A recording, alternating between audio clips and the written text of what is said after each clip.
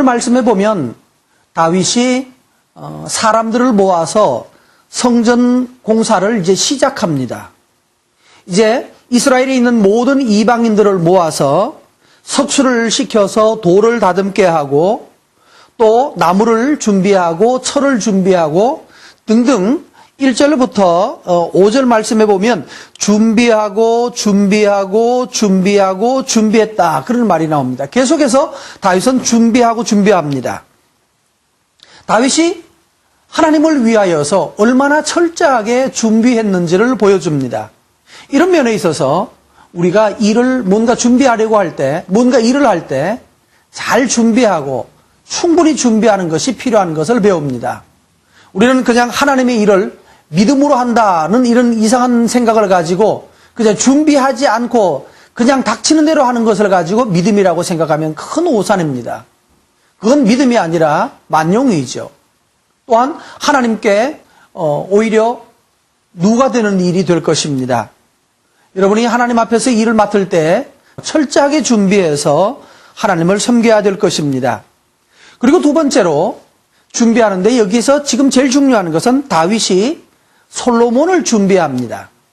일꾼을 준비하는 것도 중요하지만 또 그 일을 실제로 전체적으로 일을 이어갈 자기 아들 솔로몬을 준비하는 것은 더욱 중요하죠.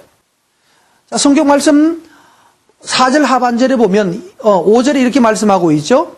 다윗이 이르되 내 아들 솔로몬은 어리고 미숙하고 이 맡을 사람은 어리고 미숙한데 해야 될 일은 크고 웅장하다. 그리고 만국의 명성과 영광이 있어야 한다라고 그렇게 말했잖아요. 우리가 맡은 일은 온 세상 만국에 영향을 미칠 일이고 하나님의 영광을 드러내야 될 극히 웅장하고 영광이 있어야 될 일인데 그 일에 비하여서 우리 자신은 너무나 연약하고 부족한 점들이 많습니다. 지금 이 일을 하고 있는 저 자신도 하나님 앞에 여전히 어리고 미숙한 면들을 너무너무 많이 가져서 놓고 하고 나서도 이거는 아니야 이럴 때가 자주 생깁니다. 그래서 다윗은 아들 솔로몬을 준비하는 일을 위하여 많이 노력했습니다. 그런 어떤 일을 준비했는지 한번 볼까요? 솔로몬을 앉혀놓고 아들아 7절에요. 나는 내 하나님 여호와의 이름을 위하여서 성전을 건축할 마음이 정말 많았다. 그런데 하나님께서 나는 안 된다라고 말씀하셨어. 나는 피를 많이 흘렸기 때문에 안 된다라고 말씀하셨고 그래서 하나님이 너를 통하여서 하시겠다라고 이미 말씀을 하셨단다. 여러분, 아버지가 받은 사명을 자식에게 지금 전수하고 있습니다. 내가 목사인데 내 아들 보고 하나님께서 내가 목사로서 다 부족한 일이 있었는데 내 아들 너를 통하여서 하나님이 하시겠다라고 약속하셨단다. 말씀하셨단다. 너는 이 일을 계속 이어달라라고 부탁하는 거예요. 여러분 하나님의 사람들로서 목사님이든지 또는 장로님이든지 또는 어떤 직분 어떤 종류의 일을 하나님 앞에 하시든지 아들에게 하나님의 뜻을 전하시길 바랍니다. 아들아 하나님이 나를 통하여서는 이루지 못한 일을 너를 통하여 이루시기를 원한다. 아들에게 첫 번째 사명감을 주고 있습니다. 여러분의 자녀들은 하나님 앞에 사명감을 가지고 자라고 있나요? 나는 우리 아버지가 하신 일을 내가 이어서 이것을 완성할 것이다라고 하는 어떤 그런 비전을 가진 딸들이 있어야 합니다. 여러분의 자녀들이 하나님 앞에서 이 일을 이어가는 은혜가 있게 되시기를 바랍니다. 또 있습니다. 사명감만 가지고 있으면 사람이 건방져집니다. 두 번째로는 아들의 성격입니다. 그는 온순한 사람이다라는 표현을 하셨어요. 그는 온순한 사람이라고 하나님이 말씀하셨고 또한 그 말은 아버지가 자식에게 되어라, 너는 온순해져라 라고 하는 요청이기도 합니다. 저희 아내는 우리 아이들의 이름을 부를 때 핸드폰에 이름 적을 때 어떤 아이에게는 절제의 딸, 또 어떤 아이에게는 기도하는 딸, 이런 얘기로 딸들의 이름을 불러준 적도 있습니다. 그리고 또 어느 시즌이 바뀌면 또 그 다음 또 다른 것으로 바꾸십니다. 왜 이럴까요?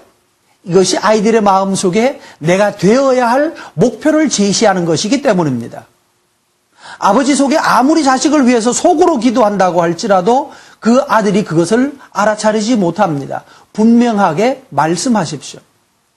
아들아, 너는 온순한 사람, 온유한 자야. 너는 온유야. 제 딸 이름 중에 온유가 있습니다.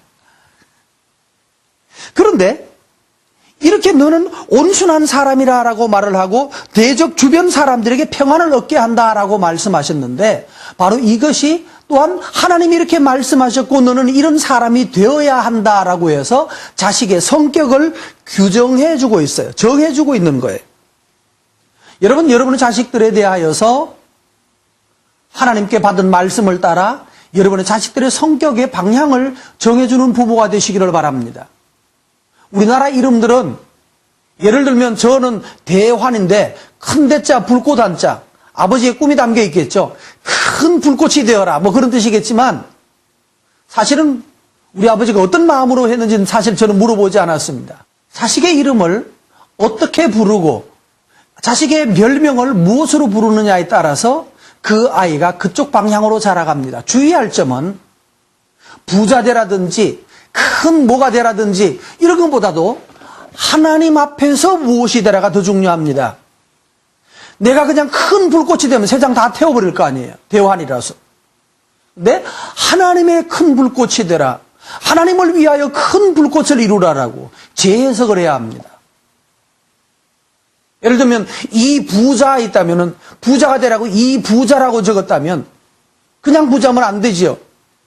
하나님을 위하여 믿음의 큰 부자가 되라라고 그렇게 바꾸시면 좋을 것 같습니다. 재해석을 하십시오. 내 부모는 나에게 무슨 이름을 줬는지 각각 사람마다 다를 것입니다만은, 그러나 하나님 앞에서 내 이름을 재해석해서 새로운 뜻을 부여하라는 말씀입니다. 근데 이 아들 솔로몬은 바로 그렇게 자라도록 하나님, 이 아버지가 부탁을 합니다. 그리고 세 번째로는 그 아들에게 특별히 기도를 하면서 축복 기도를 합니다. 하나님께서 너의 하나님 여호와의 성전을 네가 건축하고 하나님이 너에게 지혜와 총명을 주셔서 이스라엘을 잘 다스리고 하나님의 율법을 잘 지켜 살기를 원한다라고 기도합니다. 그리고 또 그래하면 모세가 여호수아에게 말씀했던 대로 바로 같은 말이 나오죠. 이스라엘에게 명령하신 모든 규례와 법도를 삼가 행하면 형통하리라. 바로 이 하나님의 말씀대로 자기 자신을 삼가고 말씀대로 행하면 내가 어디를 가든지 무엇을 하든지 형통할 것이다 라고 말씀했던 것처럼, 그렇게 너도 여호수아가 했던 것처럼 너도 하나님 앞에 그렇게 살아라 라고 요청하고, 그리고 네 번째로는 내가 너를 위해서 준비를 많이 했다. 14절입니다. 그런데 내가 준비해 놓은 거 가지고 너는 공사하기만 해라 라고 말하지 않고 16절에 가보세요. 내가 많이 준비했는데 그런데 그것만 가지고 안 된다. 너는 일어나서 더 많이 준비하라. 너는 더 준비해서 열심히 일해서 하나님께서 이루하신 일을 충분히 감당하라고 말합니다. 16절을 다시 보십시오. 너는 일어나 일하라. 너는 일어나 일하라. 여러분, 하나님을 위해서 일하는 자녀들이 여러분에게 나기를 바랍니다. 여러분, 아버지가 이 한 단계를 쌓고요, 돌멩이 2개 놓으면 아무것도 안 합니다. 한 단계를 하나 놓으면 그냥 돌이고요, 한 단계를 더 놓으면요 그냥 2개입니다. 근데 3개를 얹어놓으면 뭐가 됩니까? 탑이 됩니다. 4개를 얹으면 4층 탑이 됩니다. 5층이 됩니다. 여러분, 그리하여서 여러분의 가문에서는 나를 통하여 한 층, 또 내 아들을 통하여 한 층, 또 그 다음 아들을 통하여 또 한 층, 계속해서 하나님의 영광을 드러내는 탑을 쌓아가는 그런 탑의 가정이 되시기를 바랍니다. 그리고 마지막 17절부터는 솔로몬에게 부탁했던 것처럼 온 백성들에게도 부탁을 하십니다. 다윗은 이와 같이 충분히 준비하고 자식을 준비하고 백성들까지 준비해서 하나님의 일이 틀림없이 이루어지도록 완벽하게 맞춰가고 있습니다. 저와 여러분의 삶에도 이와 같은 은혜가 있게 되시기를 바랍니다.